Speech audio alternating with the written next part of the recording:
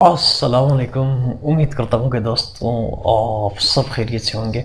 Specific relief act की एक और लेक्चर के साथ आप लोगों को मैं हाजिर हूँ।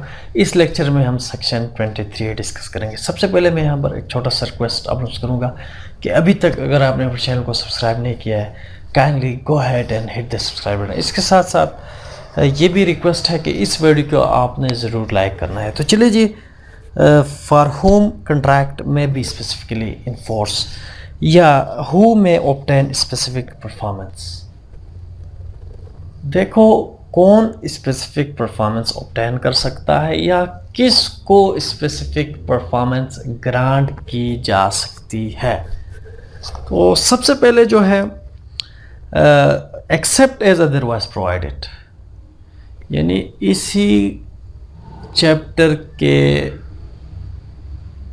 किसी सेक्शन में अगर किसी को मना किया गया है स्पेसिफिक परफॉर्मेंस ग्रांट करना, इसके अलावा यहाँ पर जो तकरीबन 7-8 बंदों के हवाले से ये कहा गया है कि भाई इनके लिए इनके हक़ में स्पेसिफिक परफॉर्मेंस ग्रांट हो सकती है, वो कौन कौन से हैं। सबसे पहले जो है any party their to. Any party their to से मुराद ये है कि भाई कोई भी पार्टी जो उस कॉन्ट्रैक्ट में पार्टी है, मतलब ऑफरर है या ऑफरी है, दोनों कोई भी अगर चाहे कॉन्ट्रैक्ट इन्फोर्सेबल इन लॉ है, तो फिर कोई भी चाहे तो उनके लिए कॉन्ट्रैक्ट इन्फोर्स हो सकती है, उनके हक़ में कॉन्ट्रैक्ट इन्फोर्स स्पेसिफिकली इन्फोर्स हो सकती है। और इसी के साथ the representative in interest. The representative interest से मुराद ये है कि भाई उसके लीगल रिप्रेजेंटेटिव जो ये हक़ रखते हैं कि भाई ये प्रॉपर्टी पर वो इंटरेस्ट क्लेम कर सकते हैं, यानी उसके लीगल हायर्स जो है उनके हक़ में कॉन्ट्रैक्ट इन्फोर्स हो सकती है। और इसके साथ द प्रिंसिपल, अगर एजेंट ने प्रिंसिपल के बिहाफ पर कॉन्ट्रैक्ट किया है तो फिर यहाँ पे प्रिंसिपल के हक़ में कॉन्ट्रैक्ट स्पेसिफिकली इन्फोर्स हो सकती है। और इसी के साथ जो है एनी पार्टी दियर टू और एनी पार्टी दियर टू। और इसके बाद एक प्रोवाइडेड है, प्रोवाइजो है, वेयर द लर्निंग स्किल। यहाँ पे पहले कह रहा है कि भाई लीगल रिप्रेजेंटेटिव को के हक़ में कॉन्ट्रैक्ट स्पेसिफिकली इन्फोर्स होगा, प्रिंसिपल के हक़ में कॉन्ट्रैक्ट स्पेसिफिकली इन्फोर्स होगा, लेकिन शर्त यह है कि where the learning skill, solvency or any personal quality of such party। अगर किसी कॉन्ट्रैक्ट को किसी शख्स के लिए इन्फोर्स करना हो, स्पेसिफिकली परफॉर्म करना हो, स्पेसिफिकली इन्फोर्स करना हो, तो वहाँ पे अगर लीगल रिप्रेजेंटेटिव के पास कोई ख़ास स्किल नहीं है तो फिर वो कॉन्ट्रैक्ट उसके लिए इन्फोर्स नहीं हो सकती। अगर प्रिंसिपल के लिए कॉन्ट्रैक्ट इन्फोर्स हुआ है लेकिन प्रिंसिपल के पास कोई ख़ास नॉलेज नहीं है, स्किल नहीं है, तो फिर उसके लिए कॉन्ट्रैक्ट स्पेसिफिकली इन्फोर्स नहीं होगी। और इसी के साथ जो है सॉल्वेंसी, यहाँ पे कह रहा है कि अगर उस कॉन्ट्रैक्ट को स्पेसिफिक परफॉर्म करने के लिए उस लीगल रिप्रेजेंटेटिव का सॉल्वेंट होना ज़रूरी है, तो फिर अगर वो सॉल्वेंट नहीं है तो कॉन्ट्रैक्ट उसके लिए इन्फोर्स नहीं होगी, अगर सॉल्वेंट है तो उसके लिए इन्फोर्स होगी। और इसके बाद personal quality of such party is material ingredient in the contract. अगर उस शख्स की पर्सनल कैपेसिटी ज़रूरी है तो फिर अगर वो पर्सनली वो मौजूद नहीं है तो फिर उसकी लीगल रिप्रेजेंटेटिव को कॉन्ट्रैक्ट इन्फोर्स नहीं होगी। और इसके साथ जो है are where the contract provided the interest shall not be aside. अगर वो कॉन्ट्रैक्ट है, वो ओरिजिनल कॉन्ट्रैक्ट है, ये कह रहा है कि भाई ये कॉन्ट्रैक्ट एक ख़ास शख्स के हक़ में ही इन्फोर्स हो सकती है जिसने कॉन्ट्रैक्ट किया है, اس کی لیگل ریپرزنٹیٹیو کو بار کیا گیا ہے اس کنٹریکٹ کے اسٹیپولیشن کے ذریعے. اس کنٹریکٹ میں کنڈیشن ڈال کے یہ بار کیا گیا ہے کہ بھئی اس کے لیگل ریپرزنٹیٹیو کے حق میں یہ کنٹریکٹ انفورس نہیں ہوگی، صرف اس شخص کے لیے، اس شخص کے حق میں انفورس ہوگی جس نے اس کنٹریکٹ میں اوریجنل پارٹی ہے. اور اس کے ساتھ جو ہے his representative interest or his principal shall not be entitled to specific performance of the contract unless where his part thereof has already been performed. دیکھو مزید کہہ رہا ہے کہ بھئی شرط یہ ہے کہ بھئی اگر لیگل ریپرزنٹیٹیو اور پرنسپل وہ چاہ رہے ہیں کہ بھئی وہ کنٹریکٹ ان کے حق میں بھی انفورس ہو، لیکن وہ جو اوریجنل جو کنٹریکٹ کیا تھا، جو original party to the contract تھا، اس کے حق میں آلریڈی پرفارم ہو چکی ہے کنٹریکٹ. اگر کنٹریکٹ آلریڈی اس شخص کے لیے پرفارم ہو چکی ہے اور جو ڈیفینڈنٹ ہے اس نے اپنی کیا کیا ہے، اپنی پارٹ پرفارم کی ہے اور اپنی ڈیوٹی پرفارم کیا ہے اور اپنی اوبلیگیشن فلفل کی ہے، تو پھر لیگل ریپرزنٹیٹیو اور جو انٹرسٹ کلیم کر رہا ہے لیگل ہائر، اس کے حق میں کنٹریکٹ انفورس نہیں ہوگی. اور اس کے ساتھ جو ہے یہ جو پرووائزو ہے انتہائی اہم ہے. میں نے اس کو بہت زیادہ موڈیفائی کیا. امید کرتا ہوں کہ آپ لوگوں کو یعنی اس میں آسانی ہوگی. اور میک شور کہ میرے یہاں پہ لیکچر بنانے کا مقصد ہرگز یہ نہیں کہ آئی ایم ارننگ. میرا یہاں اس چینل سے ارننگ کا کوئی مقصد نہیں ہے.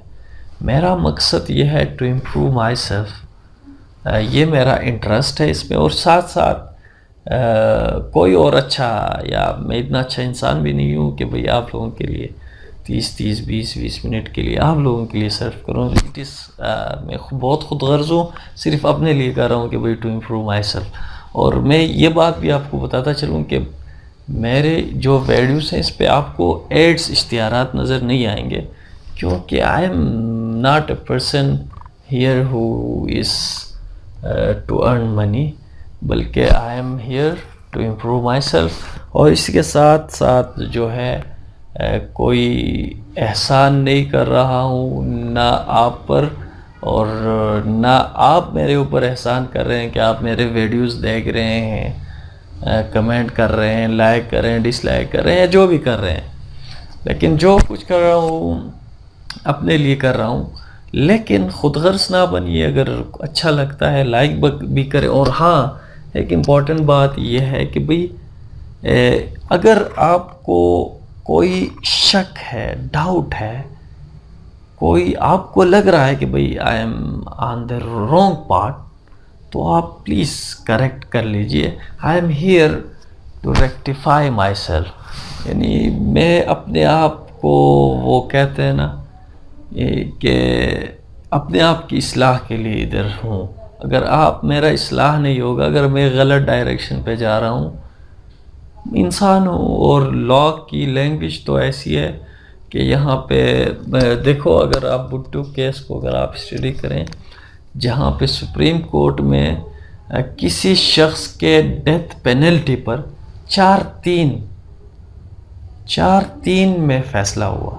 یعنی 4 ججز نے کہا کہ بھئی بھٹو کو پھانسی ہونی چاہیے، 3 نے کہا کہ بھئی نہیں، لا ایسا ہے، 4 نے کہا کہ بھئی لا ایسا ہے. یعنی 3 ججز نے لا کو الگ طرف سمجھا، 4 ججز نے لا کو اپنی طرف سے سمجھا، اور انہوں نے کیا کیا، اپلائی کیا، اور بھٹو کو پھانسی ہو گئی. لیکن ویسے اگر کیپٹل پنشمنٹ آپ دے رہے ہیں، اصول تو یہ ہے کہ بھئی اگر کوئی ایسی سچویشن ہے جس میں 4-3 پہ فیصلہ ہو رہا ہے اور ایک شخص کی جان جا رہی ہے، تو ایسی سچویشن میں ججز کو بھی سوچنا چاہیے کہ بھئی میرے جو برادر ججز ہیں وہ 4-3 پر 3 لوگوں کا الگ رائے ہے، 4 کا الگ رائے ہے. تو وہ اپنے جو رائے اس پر نظر ثانی کریں، کیونکہ ایک شخص کی جان یہاں پہ جا رہی ہے. تو یہاں پہ میں آپ لوگوں کو وقت لے رہا ہوں. کہنے کا مقصد یہ ہے کہ لا ہر ایک پوائنٹ پہ ہر ایک شخص جو ہے وہ اپنی طرف سے یعنی اپنے انڈرسٹینڈنگ کے مطابق اس کو لیتا ہے اور وہ ڈسکس کرتا ہے. تو یہ میری جو یہاں پہ ڈسکشن ہے یہ میری اپنی انڈرسٹینڈنگ کی بنیاد پر ہے. بہرحال اگر آپ کو لگتا ہے یا آپ کو کسی بھی سیکشن میں آپ سمجھتے ہیں کہ بھئی میں غلط پارٹ پہ جا رہا ہوں تو پلیز مجھے ریکٹیفائی کریں، میرا اصلاح ضرور کریں. میں آپ لوگوں کا شکر گزار رہوں گا. تو چلے جی. Where the contract is a settlement on marriage or a compromise of doubtful right between members of the same family, any person beneficially entitled thereunder. دیکھو اگر سیٹلمنٹ آف میرج ہے تو ظاہر سی بات ہے اگر میرج کی سیٹلمنٹ ہے اور وہاں بینیفیشری کون ہوگا؟ ہسبینڈ وائف، ان دونوں میں کے علاوہ کون بینیفیشری ہوگا؟ ان کے حق میں کنٹریکٹ اسپیسیفکلی انفورس ہو سکتا ہے اور یہ کنٹریکٹ کو اسپیسیفکلی انفورس کر سکتے ہیں. اور اسی کے ساتھ جو ہے اگر کسی فیملی میں کسی یعنی مشتبہ ایمبیگوس رائٹس پر جو ہے کمپرومائز ہوتا ہے تو جو شخص بینیفیشری ہے اس فیملی میں اس کمپرومائز کا اس کے حق میں کنٹریکٹ اسپیسیفکلی انفورس ہو سکتا ہے. تو چلے جی. Where the contract has been enter into by tenant for life in due exercise of a power the remainder man. Remainder man میں ہم لوگوں کو سمجھاتا ہوں کہ بھئی یہ ریمائنڈر مین کون ہوتا ہے. دیکھو ریمائنڈر مین وہ ہے جس کے حق میں ایک پراپرٹی جا رہا ہے جو ابھی اس تک پہنچی نہیں ہے، یعنی اس کے حق میں انٹرسٹ کریٹ ہوا ہے لیکن وہ انٹرسٹ یا کنٹینجنٹ ہے یا ویسٹڈ ہے. ویسٹڈ سے مراد یہ ہے کہ بھئی کہ ویسٹڈ جو انٹرسٹ ہوتی ہے وہ 100% انٹرسٹ ہوتی ہے، یعنی وہ کنفرم ہے. اس کے حق میں وہ اسپیسیفکلی انفورس اس وقت ہو سکتی ہے جب کنٹریکٹ ویسٹڈ ہو، جب وہ انٹرسٹ ویسٹڈ ہو جائے. میں آپ لوگوں کو ایگزامپل سے السٹریشن سمجھاتا ہوں. لیکن ایک کنٹینجنٹ ہوتی ہے. کنٹینجنٹ وہ ہے جہاں پہ کوئی کنڈیشن کی ضرورت ہے، وہ کنڈیشن کو فلفل ہونا چاہیے، یا کوئی ایونٹ جو ہے ان اسپیسیفائڈ ایونٹ ہے، اسپیسیفائڈ ایونٹ ہے جو اس کو ہیپن ہونا ہے. جب ہیپن ہو جائے وہ کنٹینجنٹ انٹرسٹ ٹرانسفر ہوگی ویسٹڈ انٹرسٹ میں. تو یہاں پہ ریمائنڈرمنٹ سے مراد یہ ہے کہ بھئی ایک شخص نے پراپرٹی ایک شخص کو کے حق میں کیا کیا لائف انٹرسٹ کریٹ کیا. فار ایگزامپل میں نے پراپرٹی ایک لائف کے لیے آپ کھول دی. میں نے کہا کہ بھئی آپ کے بعد یہ پراپرٹی آپ کے بچے کو جائے گی یا فلاں بندے کو جائے گی. تو پھر آپ کے پاس لائف انٹرسٹ ہے، اس کے پاس جو ہے ابھی ویسٹڈ انٹرسٹ ہے، آپ کے پاس ابھی جو ہے لائف انٹرسٹ ہے. جب یہ پراپرٹی آپ مر جائیں گے تو یہ انٹرسٹ جو ہے اس کے لیے ویسٹڈ ہوگی. یا میں کہہ رہا ہوں کہ بھئی میرے پاس یہ پراپرٹی جو ہے میرے پاس ہے، جب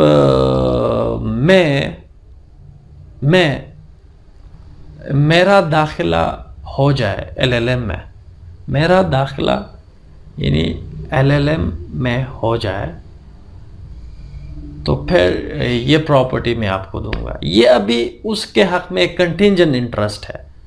جب میرا داخلہ LLM کے لیے ہو جائے تو پھر یہ جو انٹرسٹ ہے اس کے حق میں ویسٹڈ ہوگی.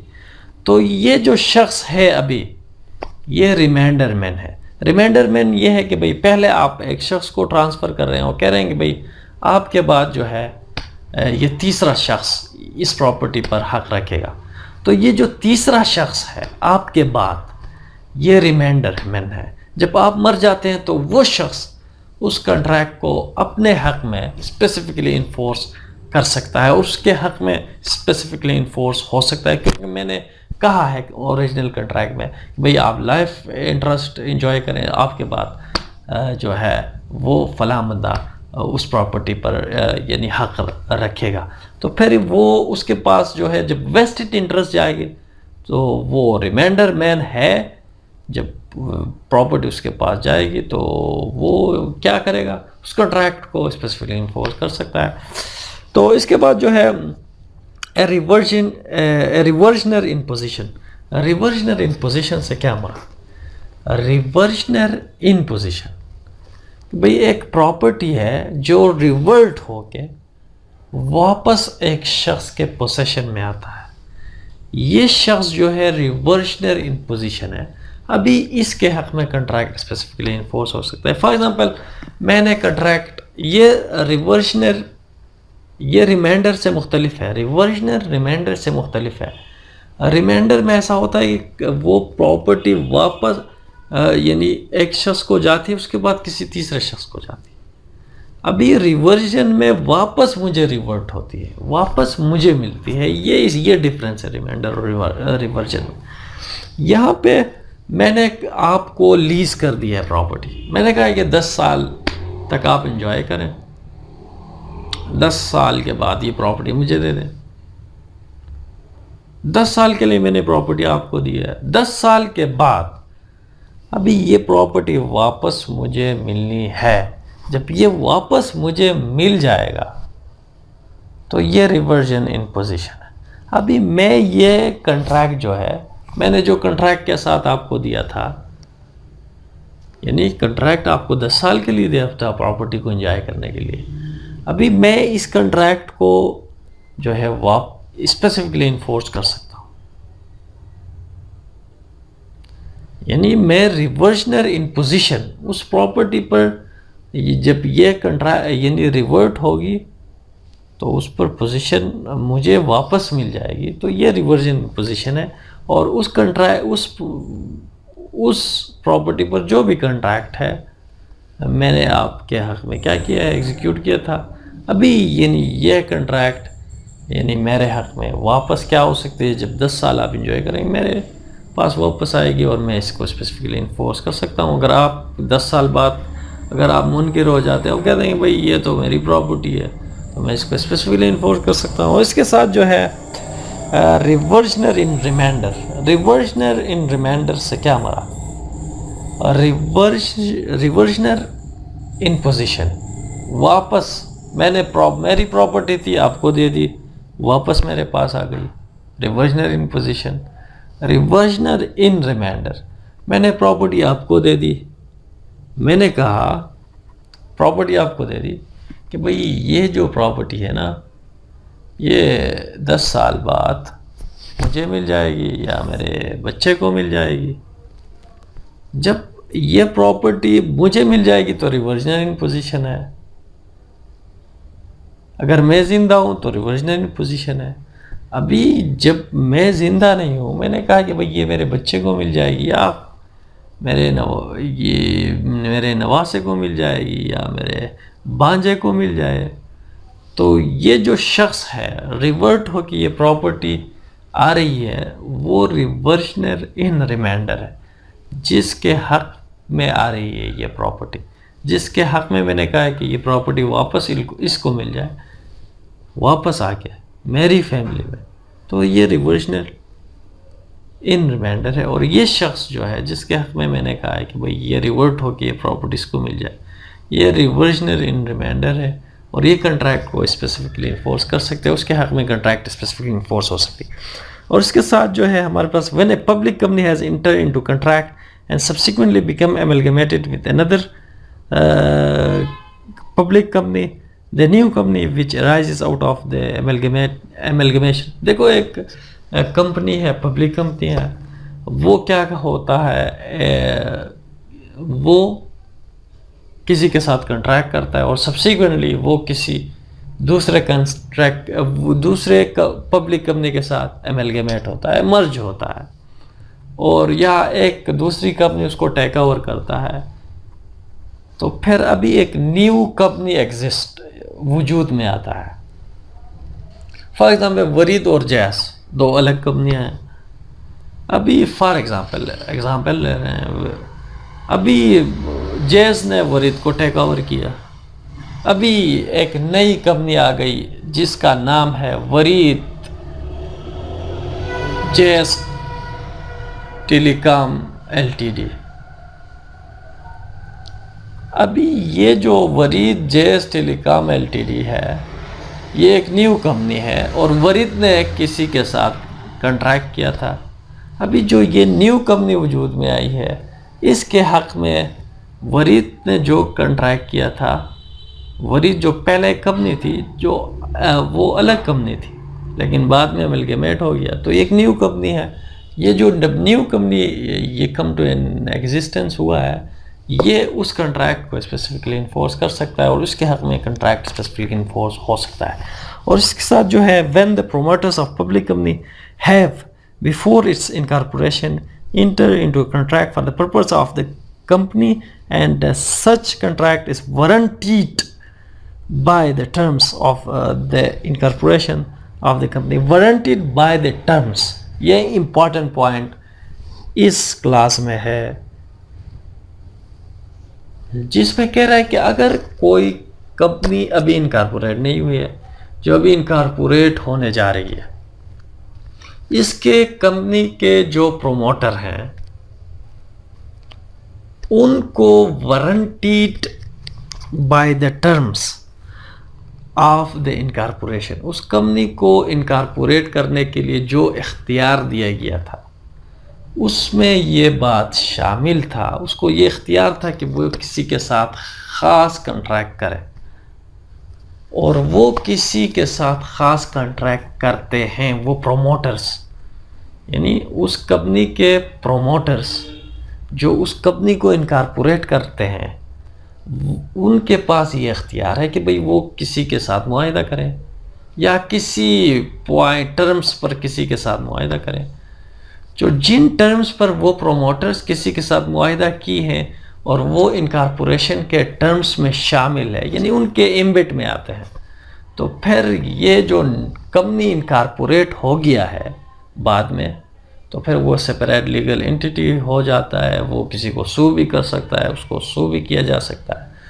تو پھر یہاں پہ وہ ابھی انکارپوریٹ ہوا کمپنی جو ہے ہوئی جو کمپنی ہے، وہ اس کنٹریکٹ کو اسپیسیفکلی انفورس کر سکتا ہے اور اس کے حق میں وہ کنٹریکٹ اسپیسیفکلی انفورس ہو سکتا ہے اگر the contract is warranted by the terms of the incorporation، اگر انکارپوریشن کے ٹرمز نے اس کو الاؤ کیا تھا ان پروموٹرز کو کہ بھئی وہ کوئی خاص کنٹریکٹ کرے، تب ہی جا کے۔ اور اسی کے ساتھ ساتھ میں ایک بات اور بھی آپ لوگوں کو بتاتا چلوں کہ اگر وہ پروموٹرز کے پاس یعنی کیا تھا، انکارپوریشن کے لیے جو ٹرمز تھے وہ ان کو یہ اجازت نہیں دیتے تھے کہ بھئی وہ کسی ٹرمز پر کسی کے ساتھ معاہدہ کریں، لیکن انہوں نے اپنے پاور سے تجاوز کر کے وہ پروموٹرز کسی کے ساتھ معاہدہ کر لیتے ہیں، بعد میں کمپنی انکارپوریٹ ہوتی ہے، انکارپوریٹ ہونے کے بعد پروموٹرز کے ان کنٹریکٹ کو ریٹیفائی کرتے ہیں، تب بھی یہ کنٹریکٹ اسپیسیفکلی اس کمپنی کے جو نیو انکارپوریٹ ہوئی ہے، نیو کم انٹو ایگزسٹنس ہوئی ہے، اس کے حق میں کنٹریکٹ اسپیسیفکلی انفورس ہو سکتا ہے۔ تو امید کرتا ہوں کہ دوستو آج کا جو لیکچر ہے تھوڑا لینتھی ہو گیا ہے، میں نے اس میں کچھ ایکسٹرا بھی باتیں کی ہے، آپ لوگوں کو برا نہیں لگے گا، مجھے اسی طرح بہت سارا خیال رکھیے۔ اللہ حافظ، بائے بائے۔